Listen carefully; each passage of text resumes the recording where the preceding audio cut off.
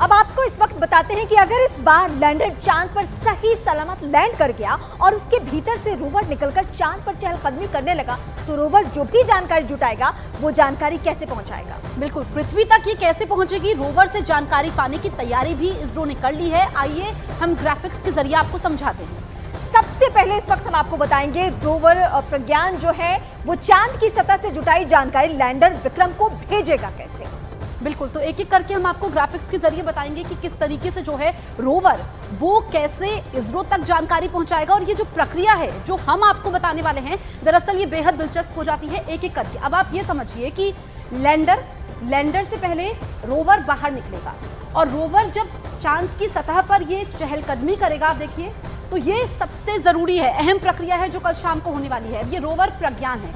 अब ये क्या करेगा, लैंडर को जानकारी देगा और लैंडर के जरिए ये जानकारी कहां पहुंचेगी, इंडियन डीप स्पेस नेटवर्क में पहुंचेगी। तो इस तरीके से रोवर वाया लैंडर, यानी कि लैंडर यहां पर मीडिएटर का काम करेगा। तो आखिरी के पल कैसे रहने वाले हैं और ये क्या पूरा प्रोसेस है, ये इसको देखकर आप समझ सकते हैं कि ये पूरी प्रक्रिया जो हम आखिर वक्त में कह भी रहे हैं कि जो आखिर का 15 मिनट है वो तबाही वाला वक्त है, उसे क्यों कह रहे हैं? क्योंकि ये एक एक कदम जो है चांद पे पहुंचना बड़ा मुश्किल सा है। बिल्कुल, देखिए IDSN जो है वो यानी इंडियन डीप साइंस नेटवर्क, इसे कर्नाटक के रामनगर जिले में बनाया गया है। अब आप ये समझिए कि ये जो प्रोपल्शन मॉड्यूल है जो पहले ही लैंडर से अलग हो चुका है, तो लैंडर तो जानकारी ISDN को भेजेगा ही, इसके अलावा प्रोपल्शन मॉड्यूल भी जानकारी भेजेगा। यानी कि रोवर जो है जो चहलकदमी करेगा उस तक जानकारी लैंडर तक पहुंचेगी, लैंडर के जरिए जानकारी कहां पहुंचेगी, ISDN, और उसके जरिए जो है इसरो तक ये पहुंचे। कुछ लोगों के जहन में सवाल ये थे कि हमें चांद पे क्यों पहुंचना है, हम रोवर को क्यों उतार रहे हैं, हमें इसके जरिए अगर हम यहाँ लैंडर को ये इन्फॉर्मेशन जाए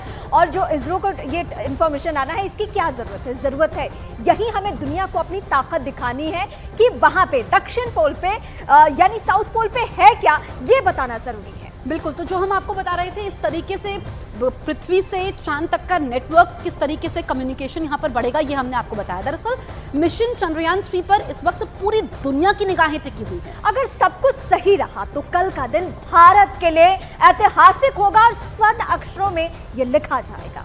बिल्कुल, क्योंकि 14 जुलाई को जो मिशन भारत ने लॉन्च किया वो अब कामयाबी की दहलीज पर खड़ा हुआ है। 14 जुलाई से लेकर अब तक क्या क्या हुआ, कैसे भारत का चंद्रयान चांद की दहलीज पर पहुंचा, सब कुछ आपको एक एक करके हम ग्राफिक्स के जरिए समझाते हैं। ये ग्राफिक्स के जरिए समझाना भी इसलिए जरूरी है क्योंकि 14 तारीख जो है, 14 जुलाई जो है वो भी ऐतिहासिक तारीख है। बिल्कुल, 14 जुलाई 2023 को भारत ने मिशन चंद्रयान 3 लॉन्च किया था। देखिए, हम आपको ग्राफिक्स के जरिए बताने की कोशिश कर रहे हैं क्योंकि पृथ्वी की कक्षा में चंद्रयान 3 कल जब 14 जुलाई को ये मिशन शुरू हुआ था, उसके बाद कल के 15 मिनट भी काफी ज्यादा अहम रहने वाले हैं। तो देखिए, 14 से 31 जुलाई पृथ्वी की कक्षा में घूमता रहा चंद्रयान 3, किस तरीके से उसने चक्कर लगाए, कैसे ये मिशन शुरू हुआ और कैसे अब अंजाम तक पहुंचने वाला है, एक एक प्रक्रिया हम आपको बता रहे हैं। 1 से 5 अगस्त तक चांद की तरफ बढ़ा चंद्रयान 3 और जब 1 से 5 अगस्त की जो तारीख थी वो इसलिए मायने रखती थी क्योंकि तब हमारी उम्मीदें और भी ज्यादा बढ़ गई चंद्रयान 2 को देखकर। बिल्कुल,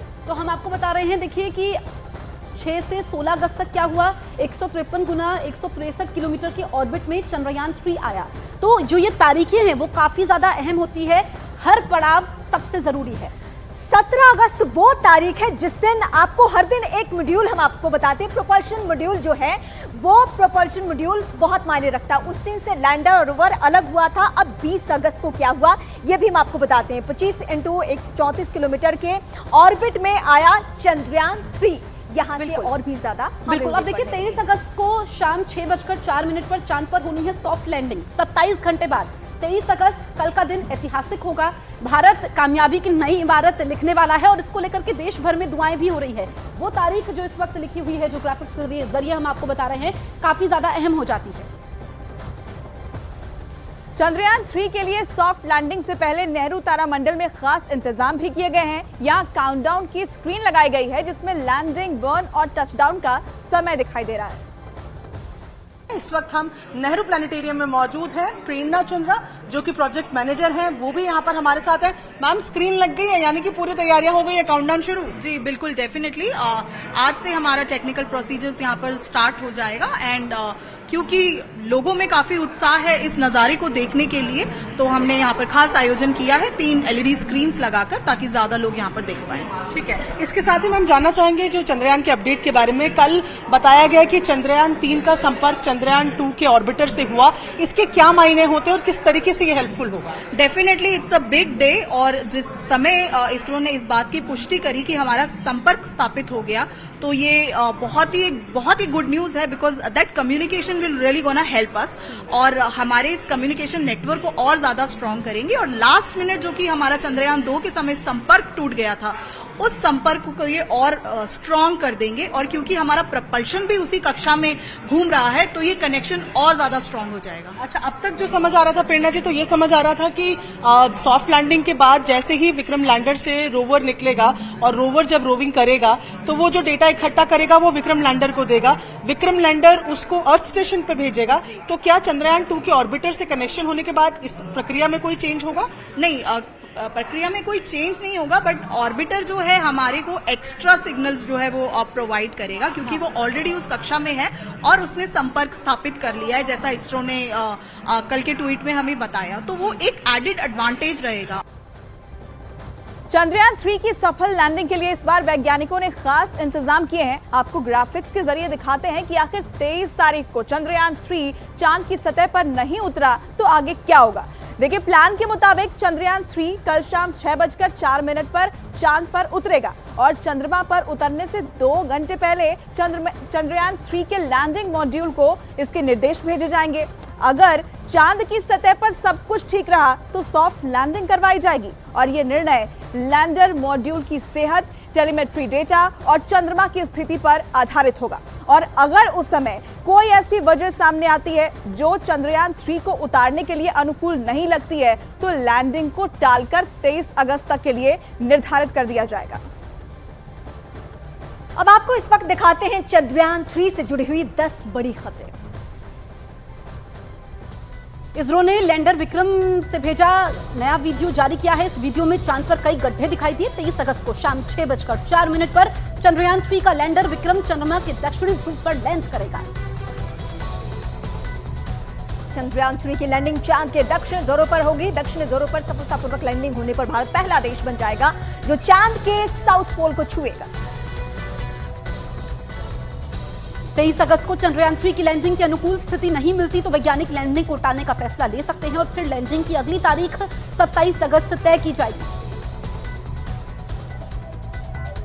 इसरो वैज्ञानिक विक्रम लैंडर की हर गतिविधि पर नजर रखे हुए हैं और चांद से आई तस्वीरों का भी बारीकी के साथ अध्ययन किया जा रहा है, जिससे लैंडिंग को सफलतापूर्वक कराया जा सके। विक्रम लैंडर जिस समय चांद की सतह पर उतरेगा उस समय उसकी गति 2 मीटर प्रति सेकंड के आसपास होगी। जिस समय विक्रम लैंडर को चांद पर लैंड कराया जाएगा उस वक्त चांद पर सुबह होगी। दिन में लैंड करने से लैंडर और रोवर सर्व ऊर्जा का इस्तेमाल कर सकेंगे। विक्रम लैंडर और प्रज्ञान रोवर इस तरह से डिजाइन किए गए हैं कि वो सूरज की रोशनी से ऊर्जा लेकर चंद्रमा पर एक दिन बिता सके। चंद्रमा का एक दिन धरती के 14 दिन के बराबर होते हैं। चंद्रयान 3 का लैंडर विक्रम अपने कैमरे LHDAC से चांद की सतह पर सॉफ्ट लैंडिंग की जगह ढूंढ रहा है। विक्रम में लगा कैमरा खतरे का पता लगाने और बचाव में सक्षम है। चंद्रयान 3 की सफलता के लिए देश में प्रार्थना का दौर जारी है। प्रयागराज में श्रीमठ बाघंबरी गद्दी में संतों ने हवन और रुद्राभिषेक किया। वहीं वाराणसी में भी लोगों ने हवन और पूजा की। 23 अगस्त को उत्तर प्रदेश के सब स्कूलों में बच्चों को चंद्रयान 3 का लाइव प्रसारण दिखाया जाएगा। उत्तर प्रदेश में पहली बार शाम को स्कूलों को खोला गया है। चंद्रमा की सतह पर सॉफ्ट लैंडिंग किसी भी मून मिशन का सबसे मुश्किल वक्त होता है। स्पेस साइंस में सॉफ्ट लैंडिंग के लिए आखिरी 15 मिनट तबाही का वक्त कहा जाता है, क्योंकि चंद्र मॉड्यूल की सॉफ्ट लैंडिंग का अर्थ है 6000 किलोमीटर प्रति घंटा की रफ्तार से चांद की तरफ बढ़ते चंद्रयान को कम करते हुए शून्य तक ले जाना, और ये काम बहुत ही मुश्किल होता है।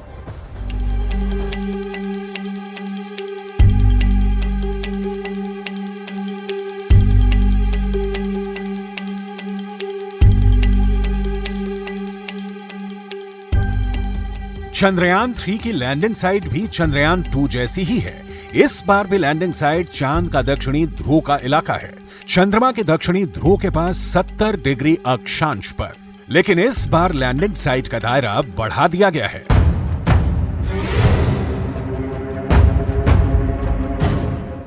चंद्रयान 2 की landing site 500 metre into 500 metre थी। चंद्रयान 3 में landing site 4 kilometre into 2.5 kilometre है। चंद्रयान 2 को लगभग 4 साल पहले 22 जुलाई 2019 को चंद्रमा की ओर भेजा गया था, लेकिन यह चांद की सतह पर सफल लैंडिंग करने में नाकाम रहा था। जब लैंडर चंद्रमा की सतह से सिर्फ 2 किलोमीटर दूर था, तब उसका संपर्क कंट्रोल रूम से टूट गया था। लेकिन इस बार विक्रम लैंडर में एलडीवी यानी लेजर डॉपलर वेलोसिटी मीटर और एलएचवीसी लैंडर हॉरिजॉन्टल वेलोसिटी कैमरा लगाया गया है। लेजर डॉपलर वेलोसिटी मीटर जमीन पर उतरते समय 3D लेजर फेंकता है। यह लेजर चांद की सतह से टकराकर वापस वेलोसिटी मीटर को यह बताती है कि वो कैसी है, ऊंची, नीची या फिर ऊबड़ खाबड़, और फिर इसके आधार पर ही वो लैंडिंग के लिए सही जगह का चुनाव करता है। बाकी 2 दिशाओं में जो लेजर जाते हैं वो ये देखते हैं कि कहीं सामने या पीछे की तरफ कोई ऊंची चीज तो नहीं है जिससे लैंडर के टकराने का खतरा हो।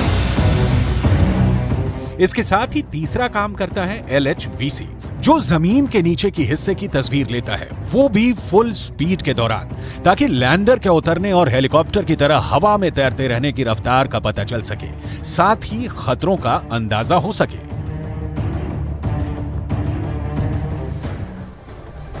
अब आपको बताते हैं कि अगर इस बार लैंडर चांद पर सही सलामत लैंड कर गया और उसके भीतर से रोवर निकलकर चांद पर चहलकदमी करने लगा तो आगे क्या होगा?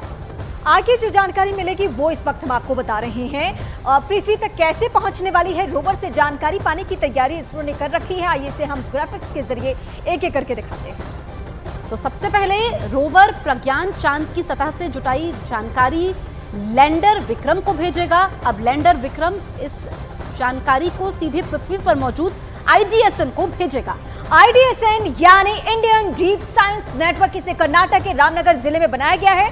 इसे अंतरिक्ष में सिग्नल भेजने और रिसीव करने के लिए बनाया गया है। लैंडर के अलावा चांद का चक्कर लगा रहा प्रोपल्शन मॉड्यूल भी IDSN से कनेक्ट रहेगा और संदेश भेजता रहेगा। और आखिर में लैंडर से मिले संदेश को IDSN इसरो हेडक्वार्टर को भेजेगा। इस तरह से चांद से पृथ्वी के बीच कम्युनिकेशन नेटवर्क स्थापित किया जाएगा। तो हमने आपको बताया किस तरीके से कम्युनिकेशन होगा, यानी कि रोवर जो कि चांद की सतह पर चहलकदमी करेगा, अब रोवर के जरिए पृथ्वी तक जानकारी कैसे पहुंचेगी, तो वो लैंडर के जरिए पहुंचेगी। लैंडर IDSN से कनेक्ट रहेगा और प्रोपल्शन मॉड्यूल जो पहले से मौजूद है वो भी जानकारी यहां पर देता रहेगा, जिससे पृथ्वी से संपर्क स्थापित होगा।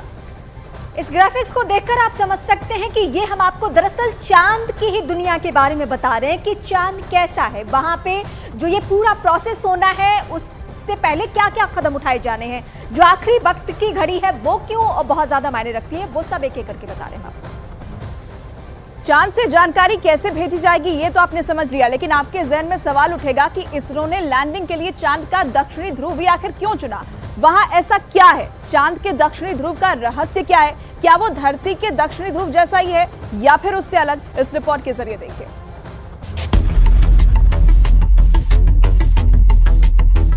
चांद का दक्षिणी ध्रुव, चंद्रमा का यह हिस्सा उसका सबसे ठंडा इलाका है, क्योंकि यहां सूरज की रोशनी बहुत कम पहुंचती है। सूरज की किरण तिरछी पड़ने की वजह से चांद के दक्षिणी ध्रुव के ज्यादातर हिस्सों पर काफी अंधेरा रहता है। यही वजह है कि वहां का तापमान भी काफी कम होता है।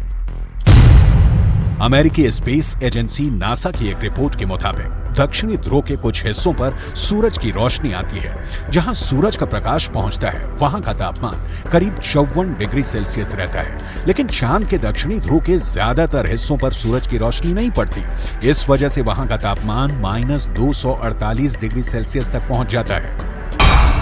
नासा के मुताबिक चांद के दक्षिणी ध्रुव पर बर्फ है। बर्फ के साथ दूसरे कई प्राकृतिक संसाधन भी हो सकते हैं। साल 1998 में नासा ने मून मिशन के तहत ये बताया था कि दक्षिणी ध्रुव पर हाइड्रोजन है। नासा का दावा है कि अधिक मात्रा में हाइड्रोजन होने की वजह से वहां बर्फ होने की संभावना है। इसके अलावा चांद के दक्षिणी ध्रुव पर बड़े बड़े पहाड़ और कई गड्ढे हैं। नासा की माने तो चांद के दक्षिणी सतह पर कई सारे गड्ढे ऐसे भी हैं जहां अरबों साल से सूरज की रोशनी नहीं पड़ी है। ऐसे में चंद्रयान 3 का चंद्रमा के ऐसे इलाके में जाना और जानकारी जुटाना अब तक के हुए सभी मून मिशन के बीच मील के पत्थर जैसे है। हिंदुस्तान इतिहास रचने की बेहद करीब है। विक्रम की सॉफ्ट लैंडिंग की तैयारियां शुरू हो चुकी हैं। देश भर में चंद्रयान के कामयाब होने की दुआएं मांगी जा रही हैं। मिशन चंद्रयान को सफल बनाने के लिए इसरो के साथ अब नासा और यूरोपियन स्पेस एजेंसी भी आ गई है और इस मिशन में अपने अपने स्पेस स्टेशन से मदद का दावा कर रही है।